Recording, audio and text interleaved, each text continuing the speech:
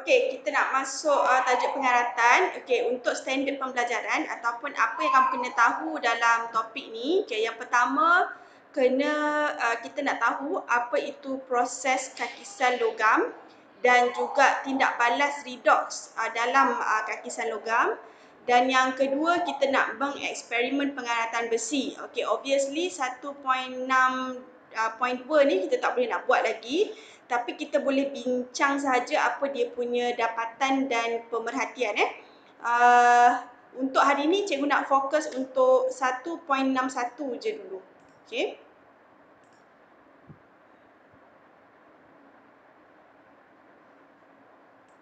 Okey. Cikgu teruskan.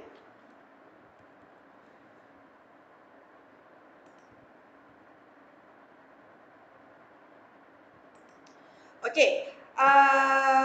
Apa itu kakisan? Sebelum kita pergi kepada pengaratan, kita nak kena faham dulu apa itu kakisan. Okey, kakisan tu bermaksud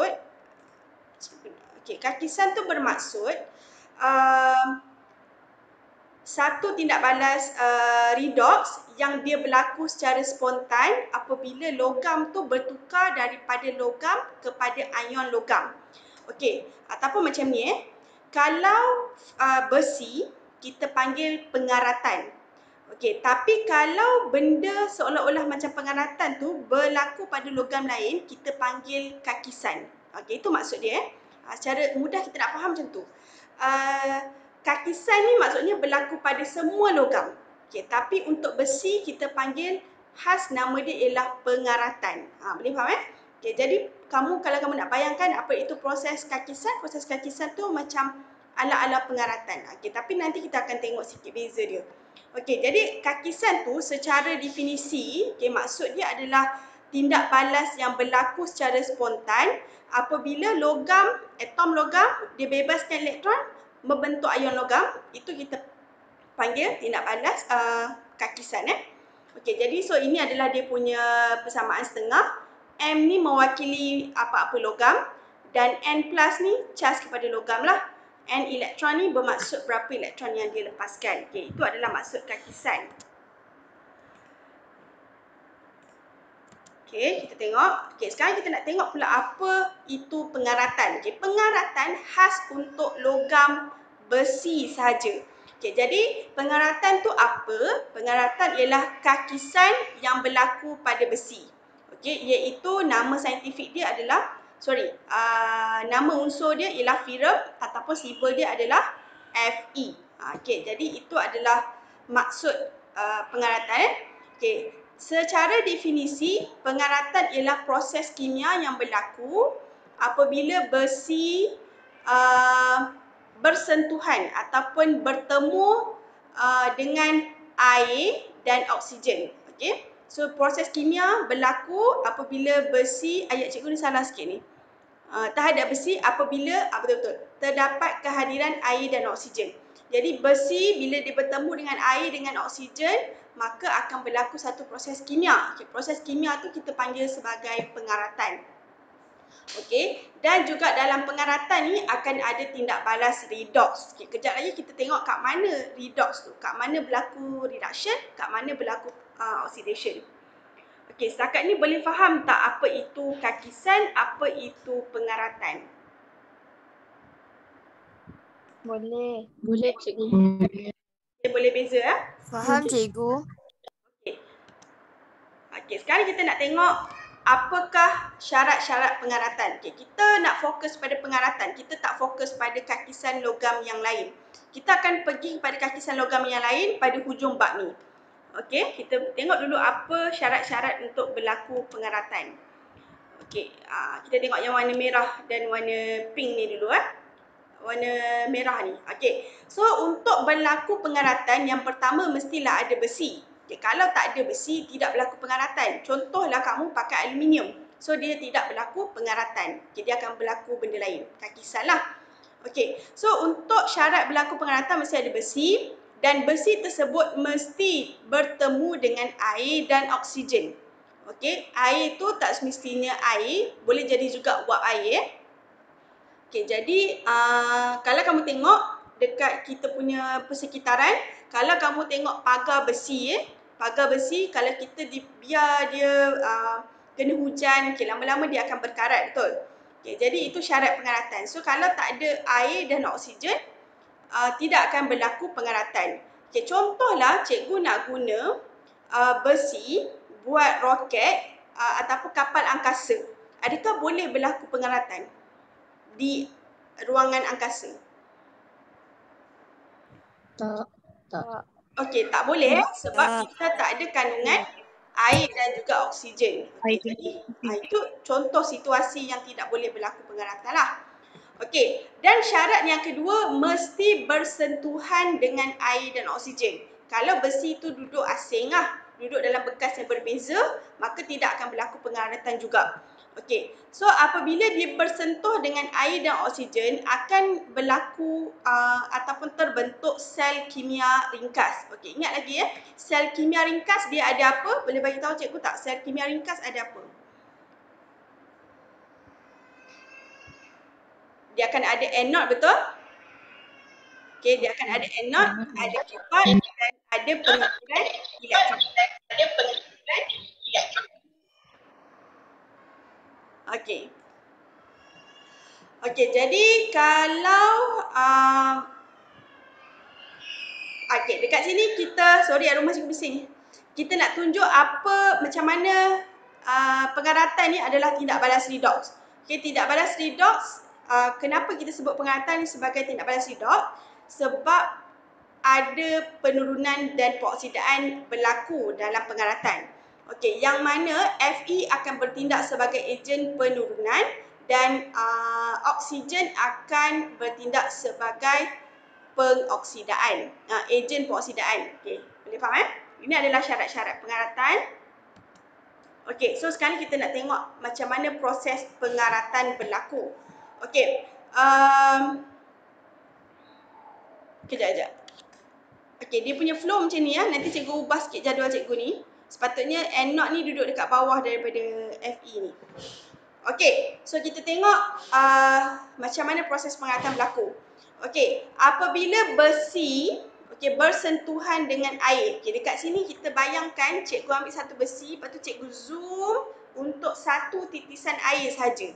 Okey, kita nak tengok untuk satu titisan air saja, satu part. Okey, jadi dekat sini kita akan kenal pasti di mana tempat pengoksidaan berlaku, di mana tempat penurunan berlaku. Okey, jadi tempat pengoksidaan, tempat penurunan tu kita boleh katakan anode dan kathod sebab kita tahu tempat di mana berlaku pengoksidaan ialah anode kan. Okey, so cikgu dah letak satu side. Okey, anode terminal negatif. Kenapa dia terminal negatif? Sebab ini adalah sel kimia tadi dia dah bagi tahu dah, sel kimia ringkas. Okey, so dekat sini dekat mana kita nak tahu anode tu di mana? Okey, kalau macam dalam sel ringkas kita dapat tahu dah. Sel ringkas senang. Kita tahu this side ialah anode, this side ialah kathod kan, berdasarkan apa dia punya logam. Okey, tapi untuk pengaratan, anode tempat di mana kawasan oksigen dia berkepekatan rendah. Okey, ataupun senang cerita di bahagian tengah air. Okey, sebab apa kita anggap dekat sini oksigen rendah? Okey, sebab oksigen kan berada di ruangan udara kan. Okey, jadi kita katakan oksigen tak susah nak sampai di kawasan tengah air ni. Dia lebih banyak di kawasan sini. Okey, kawasan tepi-tepi air. Okey, jadi dekat dalam air ni kita katakan kurang, bukan tak ada, tapi rendah. Okey, jadi kawasan ni kita sebut sebagai kawasan anode. Okey. Di kawasan anode, apa yang berlaku? Okey, disebabkan kita tahu anode ni tempat berlaku pengoksidaan. Jadi Fe ni adalah firm, ni adalah kita punya besi, ni kita punya besi. Firm akan melepaskan elektron dan jadi Fe2+. Okey, Fe2+. Fe2+ ion kan? Jadi bila logam dah jadi ion, dia akan makin apa?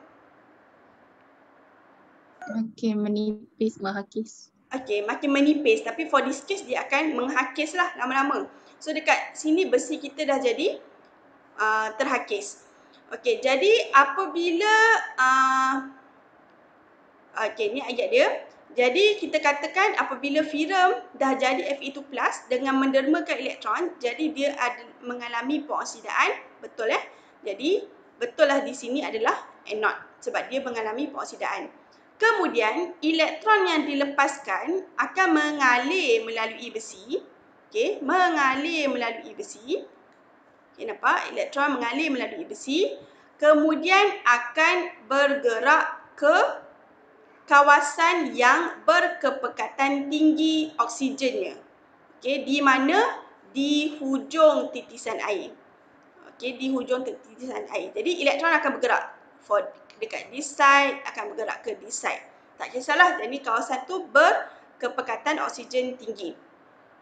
Okey, kemudian oksigen itu akan menerima elektron. Okey, yang oksigen yang larut dalam air, okey, akan menerima elektron dan akan membentuk ion hidroksida. Okey, akan membentuk ion hidroksida. Okey, boleh faham setakat ni? Okey, jadi betul 4 elektron oksigen terima. Jadi dekat sini berlaku penurunan. Jadi betul lah tempat di mana berlaku penurunan ialah di katod. Okey, boleh faham setakat ni? Boleh cikgu. Okey. Boleh cikgu. Okey, sekarang kita nak tengok, okey. Boleh bagi tahu cikgu tak, kalau kamu tengok satu besi tu berkarat, apa pemerhatian yang kamu nampak pada besi tu? Besi tu dia jadi macam mana? Besi yang baru beli dengan besi yang dah berkarat, macam mana rupa dia? Warna lain. Okey, warna apa tu? Macam perang. Perang. Warna perang. Okey, kemudian Warna perang. okey, kemudian struktur besi tu macam mana? Asal. Berlekuk-lekuk. Okey, berlekuk-lekuk, tak rata. Okey, lagi? Kuat tak? Tak. Okey, besi yang dah berkarat ni kadang-kadang dia ada berlubang-lubang, betul? Jadi dia mudah dipatahkan, betul? Betul tak? Pernah tak tengok besi karat? Benar cikgu. Kita akan nak, cikgu dapat bayang besi yang berkarat macam mana? Okey, sekarang, okey, Betul, boleh cikgu. bagi tahu cikgu tak? Fe2+ ni warna dia apa?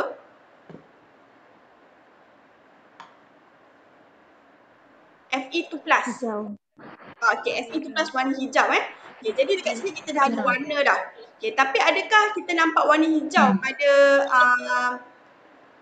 pagar yang berkarat contoh? Jarang-jarang kita akan nampak warna selalunya kita akan nampak warna perang.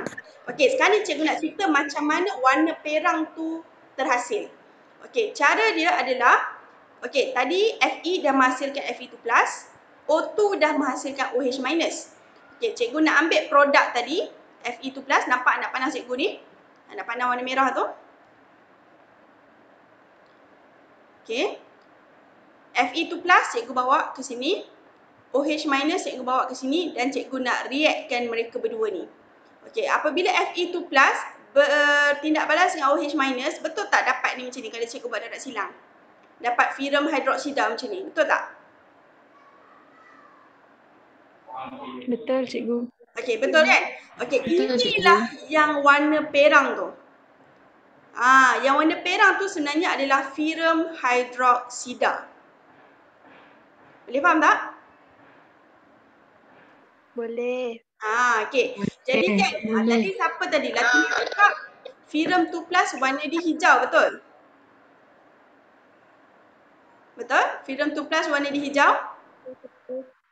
Okey.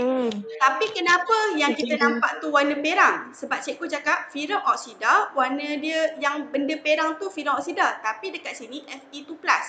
Okey, sekarang ni cikgu nak cerita macam mana Fe2+ tu kita nampak warna perang. Kenapa kita tak nampak warna biru? Okey. Itu disebabkan ini. Ini yang cikgu tunjuk tadi Fe2+ gabung dengan OH- dapat filem hidroksida. Tapi filem hidroksida ni apabila dia di further oxidize ataupun mengalami pengoksidaan yang berterusan, Okey, jadi furan hidroksida ni tadi, okey, furan hidroksida ni tadi akan bertukar kepada Fe3+. Okey, betul tak ni Fe3+? Cikgu silangkan balik. Betul. Betul. Kemudian furan OH2, okey, furan hidroksida akan berlaku pengoksidaan lagi, okey, dan akan jadi furan oksida iaitu furan 3+. Okey, jadi sebab itulah yang kita nampak warna perang sebab Fe3+. Okey, tadi cikgu cerita separuh jalan. Sebenarnya yang warna perang tu adalah this one, bukan ini. Okey, dia produk ini tapi yang belum dihabis oxidize lagi. Okey, jadi produk furan hidroksida bila dia mengoksida secara berterusan akan menghasilkan furan oksida. Okey, dan furan oksida ni warna dia perang. Okey, lepas tu ni cuba bagi tahu cikgu, H2O ni apa? Air. Air kan? Air. Air dalam bahasa kimia kita suka sebut hidrat kan? Okey, jadi kita boleh sebut nama compound ni, nama sebatian ni adalah furan oksida terhidrat. Okey, furan oksida terhidrat. Jadi kalau kamu disoal apakah yang benda warna perang tu? Benda warna perang tu adalah furan oksida terhidrat. Okey, X ni bermaksud bilangan air ni boleh jadi apa-apa nombor. Okey, ikut proses yang kita buat tu. Maksudnya kita pun tak tahu sebab pengaratan ni berlaku secara berterusan. Kita pun tak dapat nak ukur berapa nilai X ni. Jadi kita buat je X. Okey. Jadi sebab tu bila dalam besi yang dah berkarat, kamu akan nampak satu berlekuk-lekuk. Sebab kita punya perang tu, kita punya sebut perang tu akan macam pile up dekat macam titisan air kan. Okey, contoh dekat sini dia berkumpul furan oksida terhidrat, sini berkumpul lagi. Jadi lama-lama dia akan nampak berbonggol-bonggol. Dan ada juga kawasan yang sudah terhakis dan sebagainya. Jadi sebab tu kita nampak permukaan yang tak rata. Okey, boleh faham tak setakat ni tentang pengaratan? Ada soalan tak? Yang tak jelas ke? Okey, kalau kamu tengok, Faham cikgu, tapi yang air tu dia pergi mana? yang air pergi mana? Air mana ya? Air yang tadi tu, yang bertindak balas tadi tu. Air yang terhasil kan Fe3+ tu dan air kan? Dia bukan asing siapa ni nama Hasha. Dia bergabung dengan air. Dia satu sebatian yang kompleks. Dia adalah satu sebatian yang kompleks. Okey, maksudnya macam ni. Oh, okey, faham. Dekat sini dia bond sekali dengan air. Dia bond sekali. Dia bukan tambah air.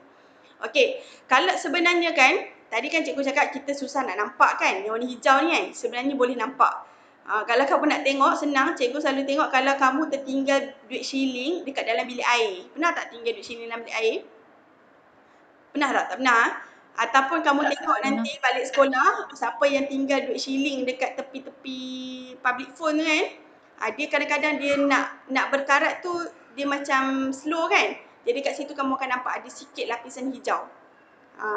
Itu sebenarnya furan hidroksida.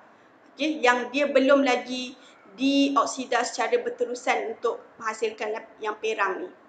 Okay, itu kalau kamu attentive enough, nanti kamu perhatikan. Ataupun kamu biar duit shilling tu letak kat tepi-tepi, dekat tempat berus gigi kamu tu kan, letak tu tengok beberapa hari. Nanti kamu akan nampak ada sikit lapisan hijau. Okey, boleh okay, ada apa-apa lagi tak yang kamu muskil? Ataupun yang macam kamu macam terfikir? Okey, jelas flow ni kena hafal ya proses. Okey, boleh faham Okey, kalau dah faham macam mana pengaratan berlaku, okay, sekarang ni kita nak belajar pula macam mana kita nak tackle pengaratan. Macam mana kita tak nak bagi pengaratan berlaku. Okey, ada cara tau. Okey, sebelum kita pergi kepada cara-cara dia, kita nak faham dulu macam mana kita nak mengatasi tu, cara dia. Bukan, konsep kimia dia. Okey, jadi kita kena faham dulu, semakin elektropositif satu logam, lebih mudah terkakis satu logam. Okey, tadi kan cikgu cakap semua logam terkakis. Firem, kakisan dia nama pengaratan. Okey, jadi sekarang ni kita nak guna logam-logam lain untuk kita nak bantu logam besi kurang berkarat. Okey, sekarang ni dia ada bagi satu fakta. Dia kata kalau satu benda tu lebih elektropositif, dia lebih mudah terkakis. Okey, jadi firem duduk bawah. Okey, so jadi logam yang duduk dekat atas firem ni, dia lebih mudah terkakis. Okey. Lagi satu fakta, apabila besi bersentuhan dengan logam yang lebih elektropositif. Contoh cikgu nak pilih magnesium antara firem dengan magnesium, siapa yang lebih mudah terkakis berdasarkan fakta ini?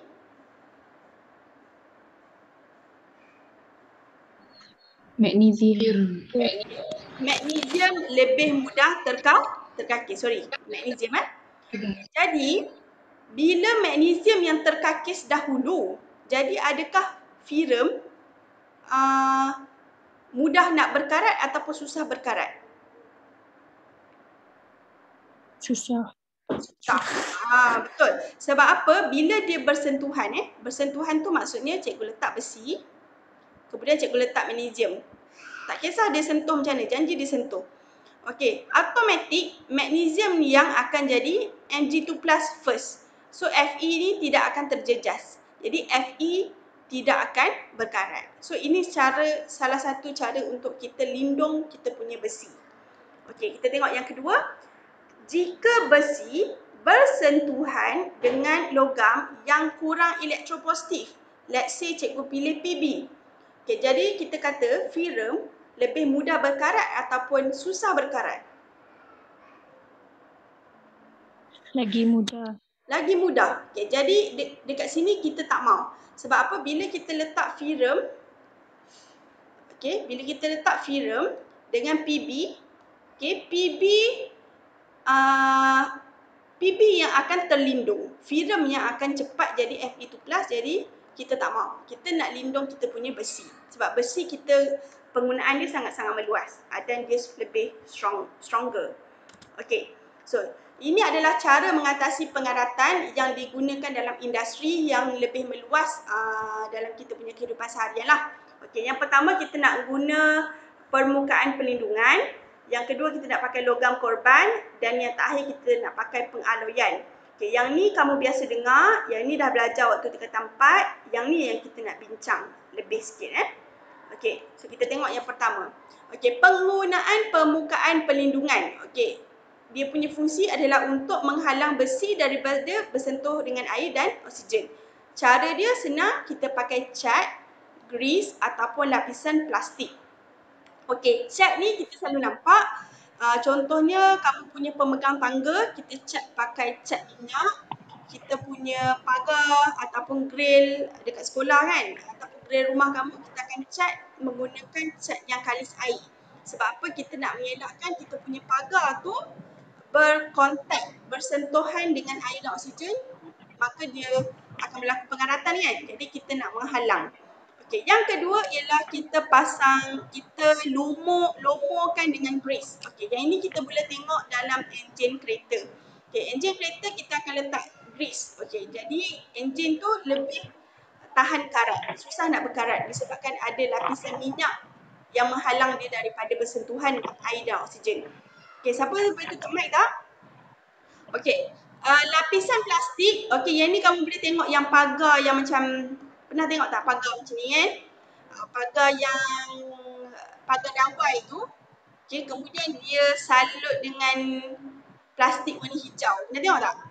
Dengan macam pagar wayar tu, dia salut dengan plastik warna hijau. Pernah. Boleh tengok dalam buku teks ada. Itu cara kita lindung kita punya pagar juga, kita punya besi tu. Okey, ni senang kan? Okey, Selain daripada tu, okey, ada permukaan pelindungan yang lain. Okey, yang pertama ialah penggalvanian. Okey, penggalvanian ni senang je, maksudnya kita sadur dengan zinc. Okey, maksudnya kita sadur dengan zinc. Contohnya kalau rumah kamu ataupun ada yang pakai atap zinc tu. Okey, dia sebenarnya dalam tu besi Cuma dekat lapisan luar tu, siapa buka mic? Siapa buka mic? Tutup mic jap. Okey, lapisan luar zinc rumah tu, bumbung rumah tu, dia akan sadur dengan zinc. Okey, tadi cuba kita tengok, zinc dengan firm, siapa duduk lagi atas? Zinc kan? Okey, jadi firm akan terlindung daripada kakisan. Okey. Yang kedua, kita boleh guna timah. Okey, timah dan juga kromium. Okey, penyaduran ni sadur lah. Maksudnya kita ambil contohnya tin sardin. Tin sardin tu besi. Kemudian kita tak nak besi tu berkarat, kita sadur dengan timah. Okey, tapi kan kamu cuba tengok timah nama dia apa? Sternum. Sternum. Sternum. Okey. Ada kepelikan tak berlaku kat sini? Apa yang pelik di sini? Kenapa dia pilih sternum untuk melindungi firm? Okey. Sepatutnya firm akan lebih mudah berkarat ataupun susah berkarat?